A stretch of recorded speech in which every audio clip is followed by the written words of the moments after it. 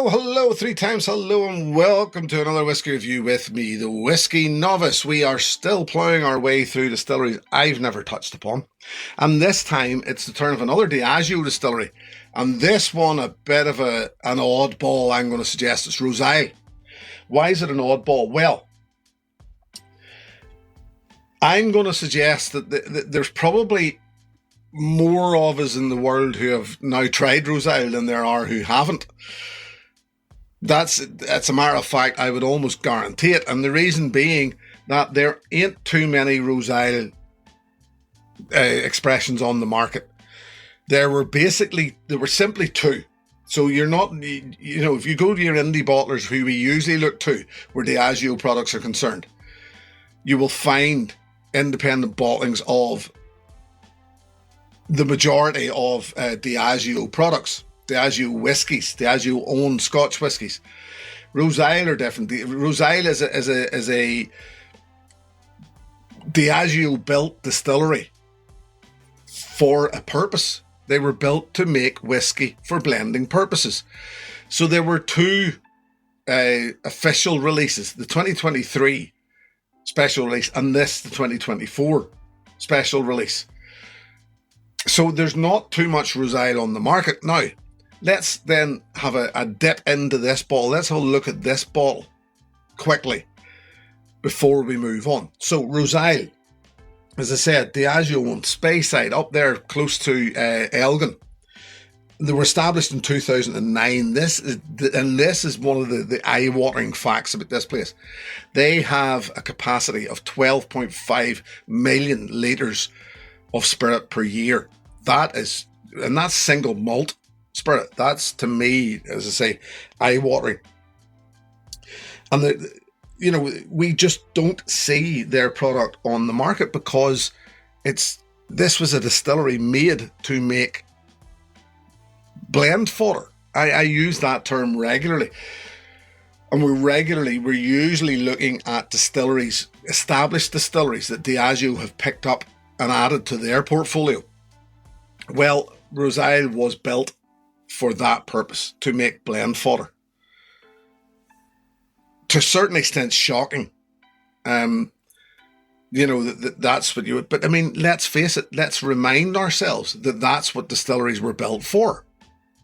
All of those distilleries that we knew in the for the most part of the 20th century were making malt whiskey that was for blending purposes. It's just, in modern terms, it seems shocking. It seems, why would you build this distillery to make this product, which is just going to disappear into blends? The reason I'm being quite picky about that is, let's get into the actual whiskey, and then we'll discuss what I'm talking about. Now, this is bottled at 55. I think that says 55.6%. My eyesight has just gone to hell.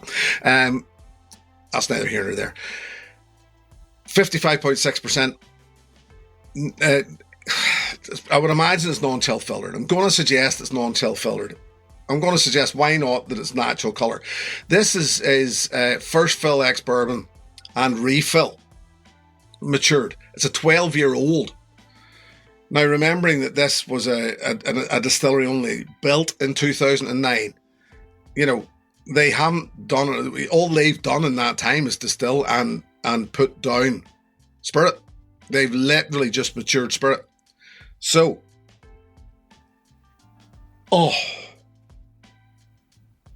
ladies and gentlemen, it's a classic cask strength whiskey on the nose instantly.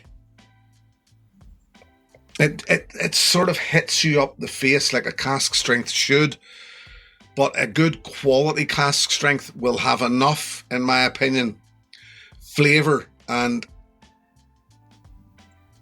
I'm going to use the word ingenuity, that it doesn't just batter you about with ethanol. This is not all about ethanol.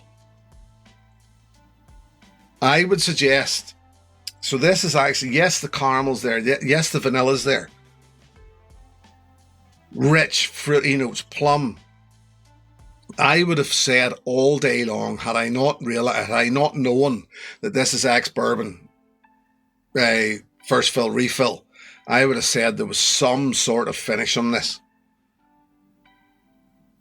Because it's richer than that. I would something like Sauterne or Fino, or Sauterne or even Fino, something lighter, but definitely a cask finish on there. It certainly feels like it. I'll say it again. Yes, chocolatey, vanilla, caramel. Yes, but there's a fruitiness about it that I have never experienced with another. Well, to say I've never experienced, we'll hold off on that until later. But a beautiful nose, beautifully rich nose for something that's just, and I hasten to add that it's not right to say just ex-bourbon, but I mean, it definitely noses to me like as if there's something more going on in there.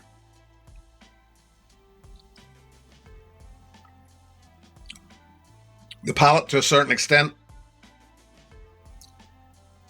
round, yes, yet at the same time also sharp, bittersweet arrival. The palate then pulls all of that back and says, I'm cask strength ex-bourbon.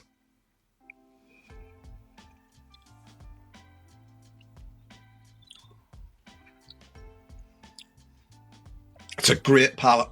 It's not as great as the nose would suggest. It's still not battering me with that real ethanol spirit forward. It's well matured, well balanced.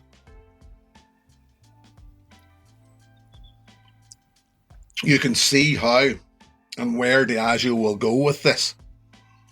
That this is perfect blending material. Because there's absolutely nothing that stands out to slap you about.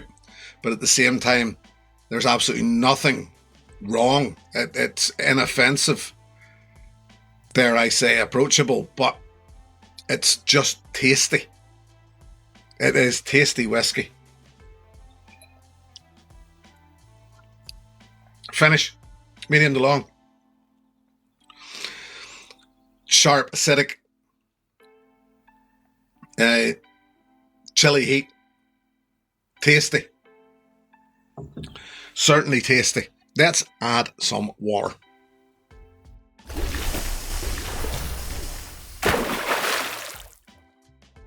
Now, at 55.6%, this can take water. This is almost, you suggest, a whiskey built to take water. We know that blenders, when, blending this in, will cut it well back and then build it back up again. I'll admit that the nose does go a bit wishy-washy. It's a bit, there's fruitier notes. There's hints of lime on the nose now. It is creamy, orange.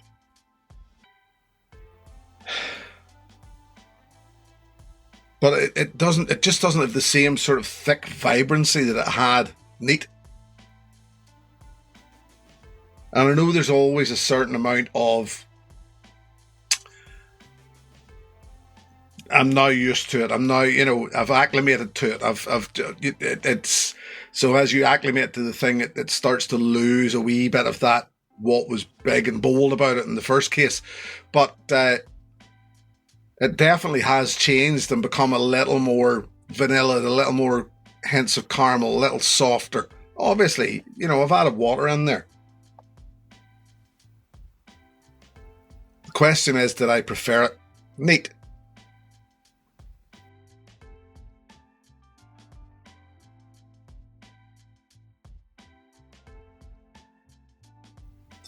I think I did prefer it neat, even in the palate. It rounds out, it softens out, it starts to become a little run-of-the-mill, a little, dare I say, generic.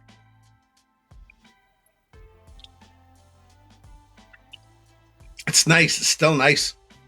I think I just preferred it neat. The finish doesn't change an awful lot. I just definitely preferred this. Neat. Maybe if I gave this more time again with water in the glass, maybe if I give this more time again just in the glass without, here's one of the issues with this. This is retail price £135 thereabouts. I picked this up current time of recording August 2025.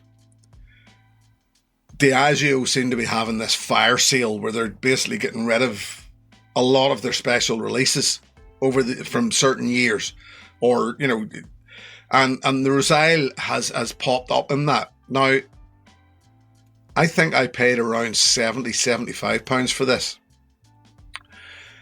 which is quite a saving.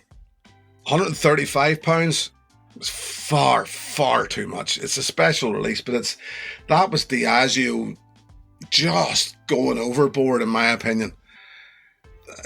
Is it worth that? Not in a month of Sundays is it worth £135 a bottle. Is it worth £70 a bottle?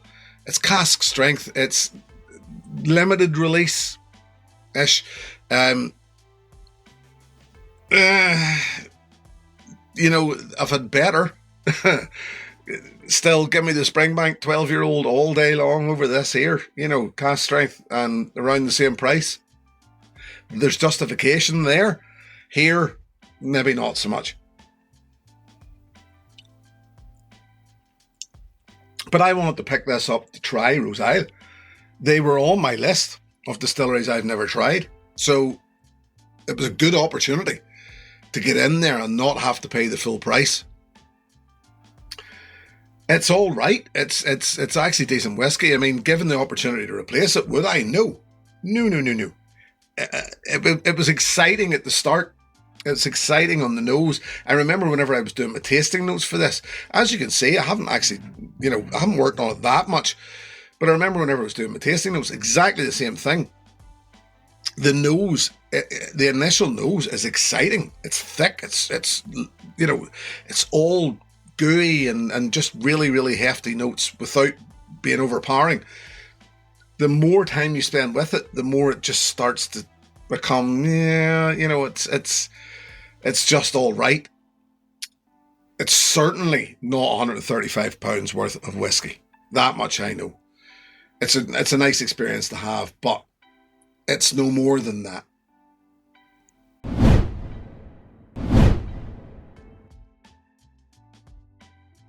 Okay then. So then, what would I consider a good alternative? Well, the first one, I actually had two whiskies written down. And the first one, weirdly, was the Kilkerran 8-year-old. And it was the 2025 release. Bizarrely, once again, I think it was the 2025 release, bizarrely, once again, bottled at 55.6%. Ex-bourbon cask, the 8-year-old. Those Kilkerran cask strength 8-year-olds are phenomenal. I've never had a bad one. Never had a bad one. The thing about it is remembering that it's always peated. It's always, it's always peated. Anyone that I've ever had slightly peated, even. Not even to be fully peated, but slightly peated. So it sort of didn't really, it would be a better choice, certainly. But it didn't really compare to this in the same way. I did say earlier on that this felt like as if there was some sort of a wine, sauternes or fino finish on it.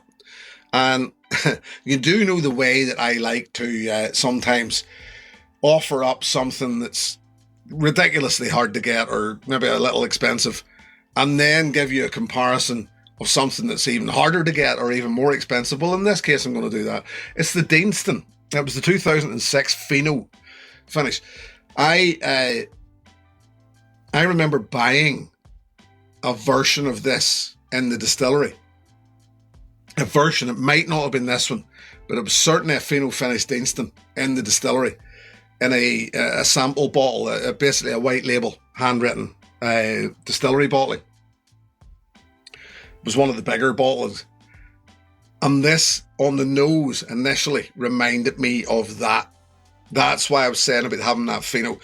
Fino, I've said it many times before, Fino casks won't have a huge effect on your whiskey in the same way as even Power Cortado or certainly Oloroso, Pedro Jimenez, that sort of sherry, because Fino is such a lighter sherry.